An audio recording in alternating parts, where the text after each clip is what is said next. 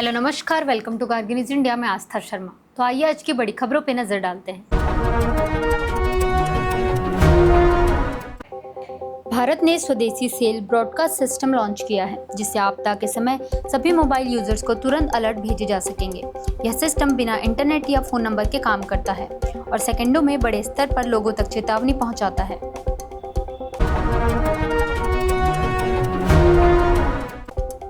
Supreme court of India ने तृणमूल कांग्रेस की याचिका खारिज करते हुए इलेक्शन कमीशन ऑफ इंडिया के वोट काउंटिंग सुपरवाइजर वाले आदेश को बरकरार रखा। इससे पहले कलकत्ता हाई कोर्ट भी टीएमसी की याचिका खारिज कर चुका था और केंद्रीय कर्मचारियों की तैनाती को सही माना था।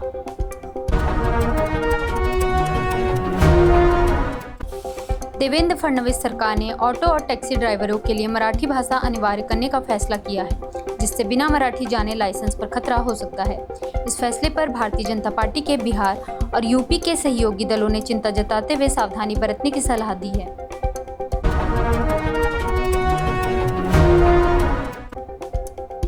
नेशनल इन्वेस्टिगेशन एजेंसी ने मुंबई प्रेस क्लब का दौरा कर जनवरी के उस कार्यक्रम से जुड़े दस्तावेज मांगे जिसमें भीम कोरेगांव वायलेंस मामले की जमानत पर बाहर आरोपी शामिल हुए थे।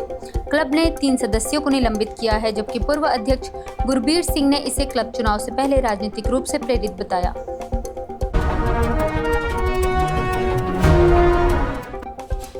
उमर अब्दुल्ला ने पश्चिम बंगाल चुनाव नतीजों से पहले आरोप लगाया कि इलेक्शन कमीशन ऑफ इंडिया और एसआईआर के जरिए वोटों में गड़बड़ी कर चुनाव प्रभावित करने की कोशिश हो सकती है।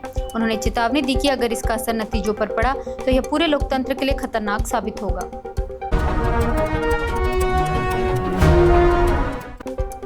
मानहानि मामले में इंडियन नेशनल कांग्रेस ने पवन खेड़ा को मिली अग्रिम जमानत का स्वागत किया। अभिषेक सिंघवी ने कहा कि जब व्यक्तिगत स्वतंत्रता दांव पर हो तो अदालतें अंतिम उम्मीद होती है। वहीं हिमंत बिस्वा शर्मा के साथ बयानबाजी भी हुई।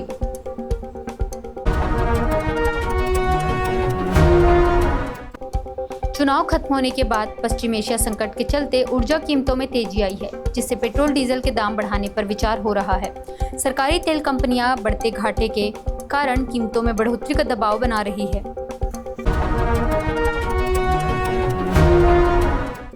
Ministry of foreign affairs Bangladesh ने हिमंत बिस्वा शर्मा की टिप्पणियों पर औपचारिक विरोध दर्ज कराया। डायरेक्टर जनरल इशरात जहां ने एक भारतीय राजनयिक को बांग्लादेश का रुख स्पष्ट किया।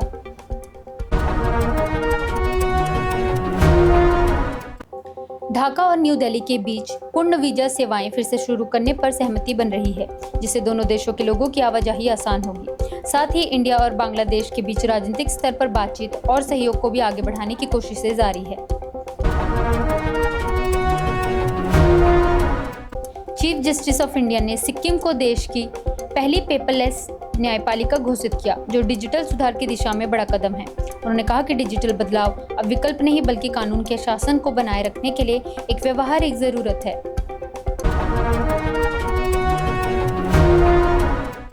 अमित शाह ने कहा कि लद्दाख धर्म की भूमि है और 75 साल बाद बुद्ध से जुड़े पवित्र अवशेषों की वापसी से लोगों को आध्यात्मिक प्रेरणा मिलेगी। उन्होंने बताया कि अब बेहतर कनेक्टिविटी के कारण लद्दाख, कारगिल और अन्य क्षेत्रों के लोग भी इन अवशेषों के दर्शन कर सकेंगे। राहुल गांधी ने कमर्शियल एलपीजी सिलेंडर के दाम बढ़ने पर सरकार को घेरा और इसे इलेक्शन बिल बताया।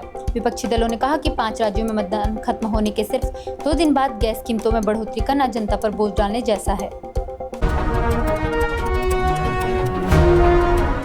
डोनाल्ड ट्रंप ने ईरान नाकेबंदी के दौरान तेल टैंकर जब्त करने का बचाव करते हुए कहा कि अमेरिका पायरेट जैसा काम कर रहा है। इस बयान से कानूनी और वैश्विक तनाव बढ़ने की आशंका जताई जा रही है।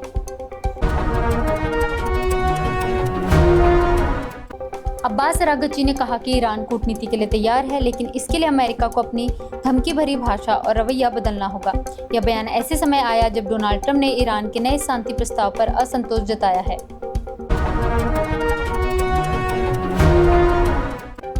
डोनाल्ड ट्रंप ने कहा कि अमेरिका ईरान को कभी परमाणु हथियार हासिल करने या अपनी क्षमताएं फिर से बनाने की अनुमति नहीं देगा। यह बयान अमेरिका ईरान के बीच बढ़ते तनाव और जारी सैन्य व कूटनीतिक टकराव के बीच आया है।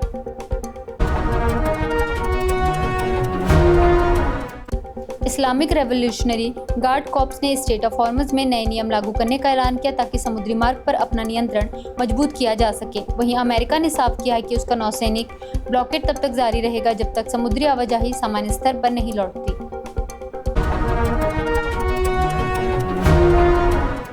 डोनाल्ड ट्रंप ने कहा कि अमेरिका चाहे तो क्यूबा पर लगभग तुरंत नियंत्रण कर सकता है ताकि हवाना पर दबाव बढ़ाया जा सके। व्हाइट हाउस के मुताबिक यह कदम राष्ट्रीय सुरक्षा चिंताओं को देखते हुए उठाया जा सकता है।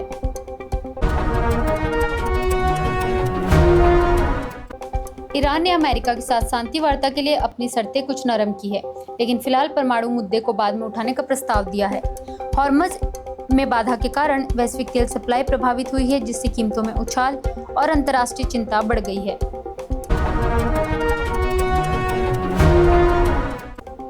नरेंद्र मोदी सरकार ने माओवाद के बाद अब काउंटर इंटेलिजेंस को राष्ट्रीय सुरक्षा में शीर्ष प्राथमिकता बनाया है। सरकार विदेशी खुफिया एजेंसियों, उसके नेटवर्क और भारत में सक्रिय ऑपरेटिव्स पर सख्त कार्रवाई पर फोकस कर रही है।